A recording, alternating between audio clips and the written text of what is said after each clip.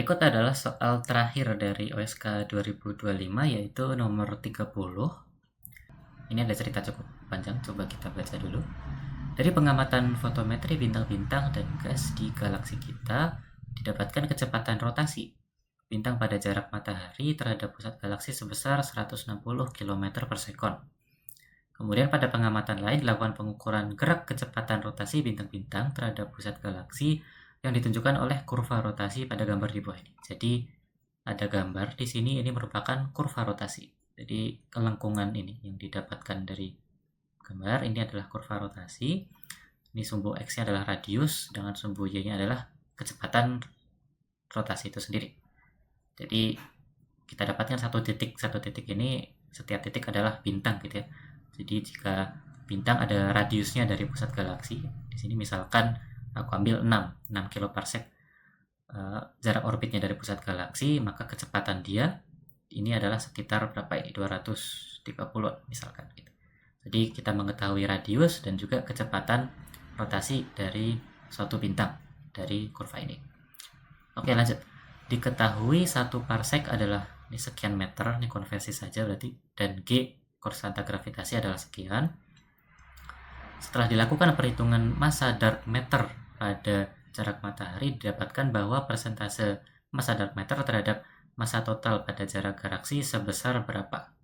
Jadi ditanyakan perhitungan massa dark matter. Oke, sebelum ke situ, aku mau memberikan review dulu tentang yang kita sebut sebagai kecepatan orbit. Jadi ketika kita bergerak melingkar atau benda apapun bergerak melingkar dengan radius gerak lingkaran itu adalah R, kita bisa menyamakan gaya sentripetal dengan gaya gravitasi yang bekerja. Jadi gaya melingkar ini adalah berkat adanya gaya gravitasi.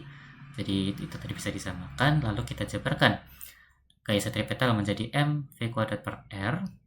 Lalu yang gaya gravitasi menjadi g m besar m kecil per r kuadrat seperti ini. Lalu kita bisa coret m kecilnya atau massa yang biasanya massa pengorbitnya gitu ya.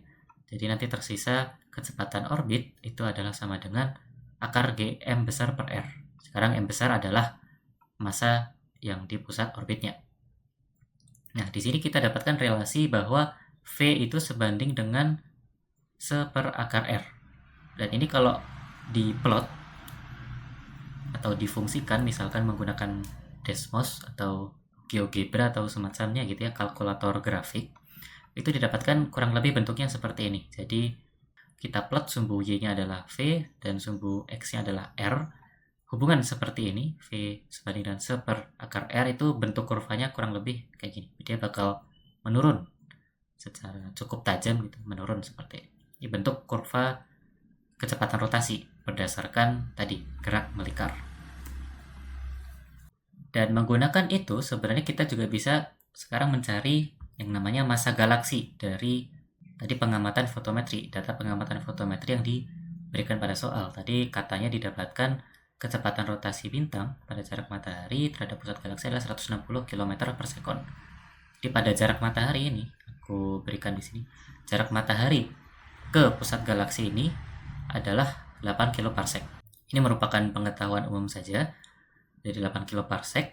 Apabila kita masukkan tadi kedua data tadi, 160 km per sekon itu sebagai kecepatan orbit V dan jarak matahari ini sebagai R atau jari-jari gerak melingkar, maka bisa kita tuliskan seperti ini gitu ya, V sama dengan akar Gm per R. Sekarang aku sebut massa pusat galaksi, itu sebenarnya juga massa yang diorbit oleh si gerak melingkar tadi sebagai massa galaksi di sini.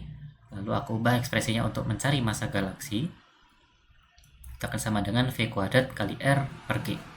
Lalu kita masukkan tadi datanya 160.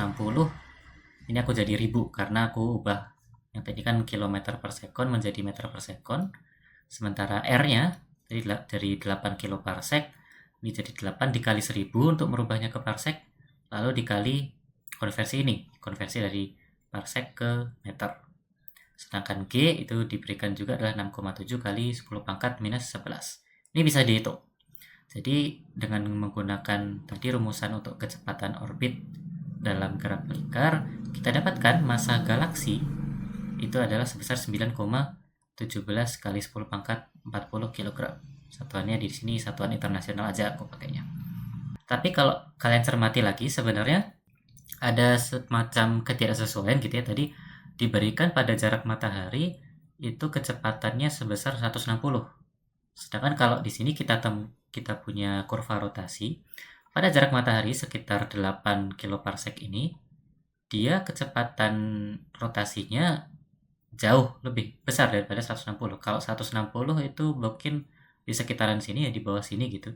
Jadi seharusnya data fotometri yang didapatkan tadi menempatkan bintang itu berada di sini gitu. Aku coba kasih titik di sini. Jadi seharusnya di titik di sini. Tapi kurva rotasi mengatakan dia di atas sini.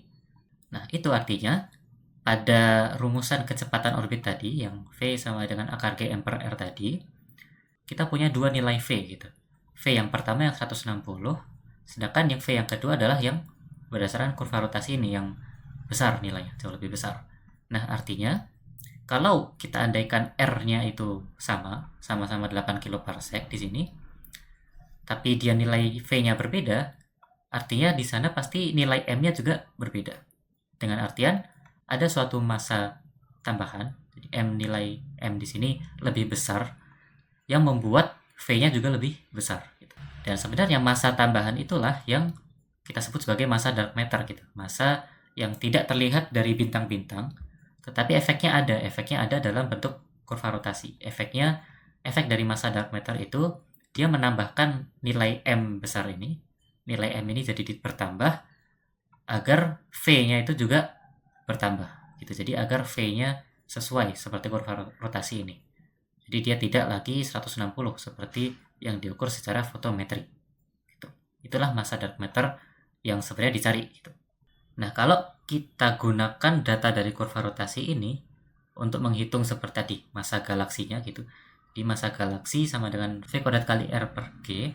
Tapi sekarang kita gunakan kecepatannya pakai yang data kurva rotasi yang istilahnya udah kecepatan orbit yang sudah mempertimbangkan adanya dark matter gitu. Kita gunakan di sini, aku perkirakan saja misalkan di radius 8 kiloparsec itu kecepatan orbitnya sekitar di sini sekitar 250 gitu ya, 250 km per sekon. Maka aku masukkan di sini 250.000 untuk merubahnya ke meter, dan yang sisanya akan sama dengan yang sebelumnya. 8 kiloparsec juga aku pakainya. Ini apabila dihitung nanti hasilnya sekitar ini 2,23 kali 10 pangkat 41 kg. Jadi dapat terlihat bahwa massa galaksi yang kita dapatkan dari kurva rotasi itu lebih besar daripada massa galaksi yang kita dapatkan hanya menggunakan tadi data fotometri saja. Data fotometri kita temukan 10 pangkat 40, tapi yang menggunakan kurva rotasi dia 10 pangkat 41. Nah, artinya benar gitu. Jadi di sini bisa aku ganti massa galaksi yang awal yang 10 pangkat 40 kg aja tadi, itu bisa aku definisikan ulang sebagai massa bintang dari suatu galaksi. Jadi galaksi itu kan kumpulan dari bintang-bintang. Yang aku sebut massa total galaksi di sini, ini aku andaikan atau aku redefinisi sebagai massa total bintangnya saja. Gitu. Jadi yang istilah M gal ini aku buang, untuk sekarang kita gunakan M bintang adalah yang tadi kita temukan yang 9,17 kali 10 pangkat 40 kg tadi.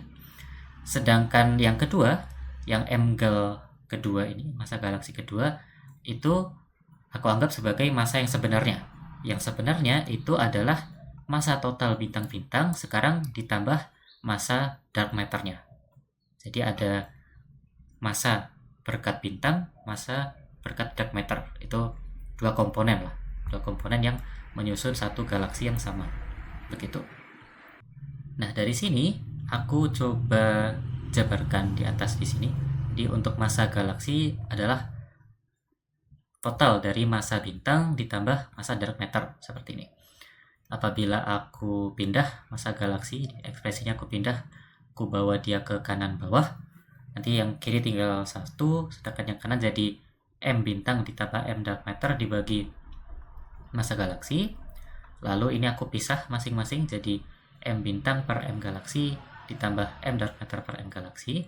Ini sama saja karena penyebutnya sama, yang ekspresi di atas ini bisa digabung gitu.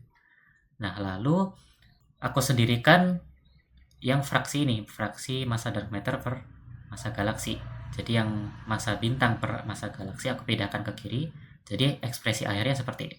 Kita dapatkan ini ya, ekspresi akhir untuk mencari sebenarnya yang ditanyakan pada soal, yaitu persentase dark matter terhadap massa total. Jadi perbandingan massa dark matter per massa galaksi yang ditanyakan adalah 1 minus perbandingan dari massa total bintang per massa galaksi. Nah, inilah sekarang kita bisa hitung. Jadi untuk persentase atau rasio massa dark matter per massa galaksi adalah 1 minus tadi massa bintangnya, massa total bintangnya udah kita temukan adalah yang 9,17 kali 10 pangkat 40, sedangkan yang massa total galaksi sebenarnya adalah yang kita dapatkan dari kurva rotasi yang 2,23 kali 10 pangkat 41. Nah, ini bisa kita hitung ekspresi ini, nanti didapatkan sekitar 0,58 aku mendapatkannya, dan ini bisa dibulatkan saja menjadi 0,60, dan ini tepatnya kalau dipersentasekan berarti kita kalikan 100 aja jadi 60%. Maka dari itu kita dapatkan dari pilihan jawaban ini ternyata adalah persentase massa dark matter terhadap massa total adalah 60%, seperti itu.